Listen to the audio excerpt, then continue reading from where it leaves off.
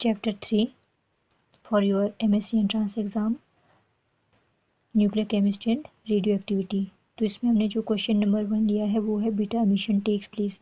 Beta emission किसके कारण होती है, कब होती है, क्वेश्चन में ये पूछा गया है आपसे।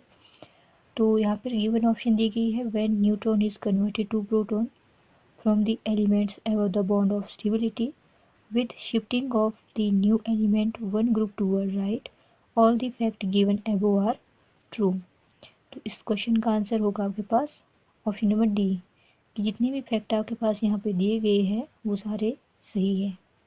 ओके, बीटा एमिशन हमारे पास कब होती है, जब न्यूट्रॉन कन्वर्ट हो जाता है प्रोटॉन में, राइट, और from the element of the bond of stability में with shifting of new element one group toward right. Thorium is found in, तो थोरियम आपके पास कहाँ फाउंड होता है, मोनाजाइट में, which means option number C आपके पास करेक्ट स्टेटमेंट रहेगी इस क्वेश्चन के regarding. Little boy relates to, little boy किससे रिलेट करता है आपके पास, लिटिल बॉय आपके पास जो यू बम होता है, यू बम उससे रिलेट करता है। Okay, which means option number A आपके पास राइट है।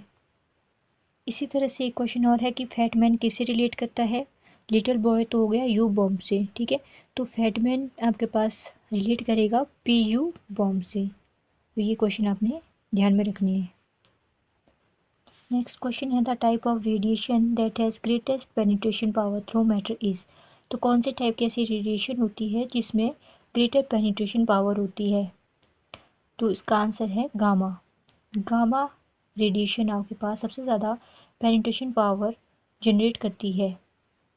The most radio active of the isotope of an element is the one with the largest value of its, तो सबसे ज़्यादा रेडियो एक्टिव आइसोटोप बताना है हमने एक एलिमेंट का जिसके पास लार्जेस्ट वैल्यू होती है इसके डीके कांस्टेंट के इक्वल, मीन्स डीके कांस्टेंट जिसका राइट आंसर रहेगा। Radio active disintegration rate is affected by, तो रेडियो एक्टिव डिसइंटीग्रेशन रेट कहाँ से इफेक्ट होता है, किसके द्वारा इफेक्ट होता है, टेम्परेचर के द्वारा। Carbon 14 dating method is based on the fact that, तो कार्बन 14 डेटिंग मेथड किसके बेस्ड के, कौन सा फैक्ट ऐसा था जिसके बेसिस पे ये आपके पास एक मेथड यूज़ किया गया था, क्या वो carbon 14 is highly soluble fact था या फिर हाईली इनसॉल्युबल फैक्ट था, या फिर carbon 14 fraction is the same in all objects था, या फिर ratio of the carbon 14 and carbon 12 remain constant during disintegration ये फैक्ट था। तो इसका आंसर रहेगा option number D, carbon dating method is based on the fact that ratio of carbon 14 and carbon 12 remain constant during disintegration।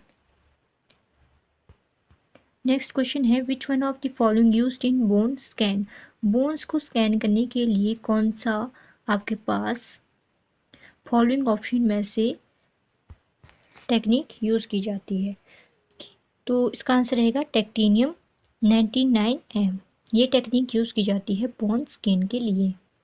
Okay, तो nuclear chemistry and radio activity में आपके पास कुछ important question थे जिनके बारे में हमने अच्छे से डिस्कस कर लिया है। ओके, नेक्स्ट वीडियो हमारी रहेगी केमिकल बॉन्डिंग के रिस्पेक्ट में। ओके।